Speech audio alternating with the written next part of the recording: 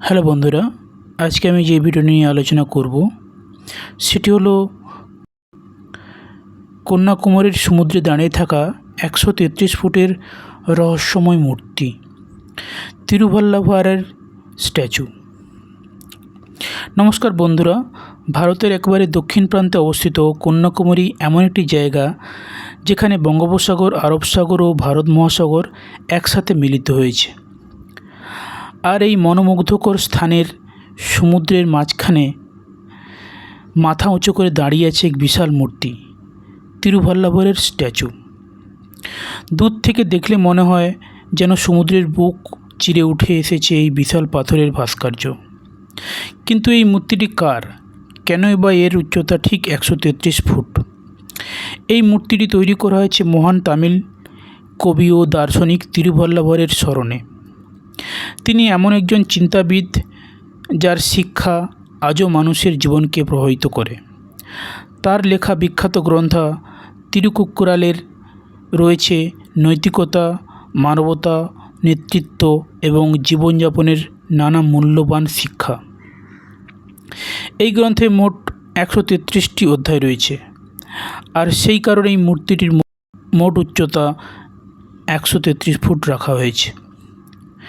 মূর্তিটির নিচের অংশে উচ্চতা 38 ফুট, যা গ্রন্থের প্রথম অংশের প্রতীক, আর উপরের অংশের উচ্চতা 95 ফুট। সব মিলিয়ে দাঁড়ায় 133 ফুট। সমুদ্রের মাঝখানে এমন একটি বিশাল মূর্তি নির্মাণ করা মোটেও সহজ কাজ ছিল না। হাজার হাজার পাথরের ব্লক ব্যবহার করে এই মূর্তিটি তৈরি করা হয়েছে।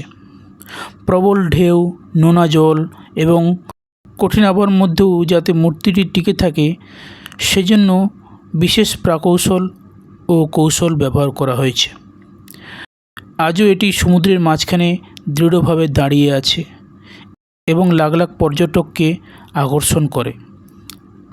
মজার বিষয় হলো, এই মূর্তিটির পাশেই রয়েছে বিবেকানন্দ রক মেমোরিয়াল। তাই পর্যটকরা একসঙ্গে দুটি ঐতিহাসিক স্থাপনা দেখতে পারেন। সূর্যোদয় কিংবা সূর্যাস্তের সময় এই মূর্তিটির দৃশ্য সত্যি অসাধারণ। সূর্যের সোনালি আলো যখন মূর্তির উপরে পড়ে তখন মনে হয় যেন ইতিহাস জীবন্ত হয়ে উঠেছে। তবে এই মূর্তির গুরুত্ব শুধু এর আকারে নয়, এটি জ্ঞান, নৈতিকতা এবং মানবতার প্রতীক।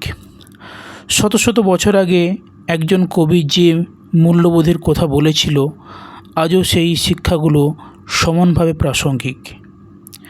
তাই কন্যাকুমারীর এই 133 ফুট উঁচু মূর্তি শুধু একটি পর্যটন কেন্দ্র নয়, এটি ভারতীয় সংস্কৃতি, সাহিত্য এবং প্রকৌশল দক্ষতার এক অনন্য নিদর্শন।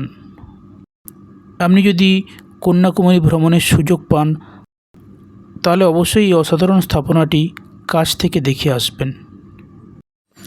তো এখন আমরা দেখতে পাচ্ছেন যে তিরুভাল্লাভারের যে অ্যাকচুয়াল মূর্তিটা, পুরোটা ভিডিওটা কভার হয়নি, তবে যেটা একদম কাছ থেকে ভিডিওটা তোলা হয়েছে দেখতে পাচ্ছেন কত বিশাল বড় মূর্তি।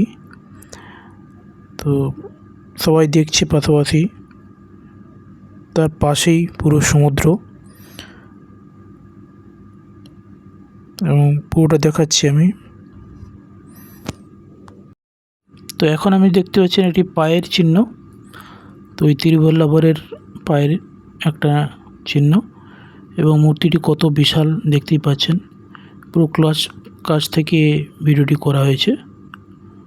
তো ধন্যবাদ ভিডিওটি দেখার জন্য, এবং চ্যানেলটিকে লাইক এবং সাবস্ক্রাইব করে দেবেন পরের ভিডিও পাওয়ার জন্য।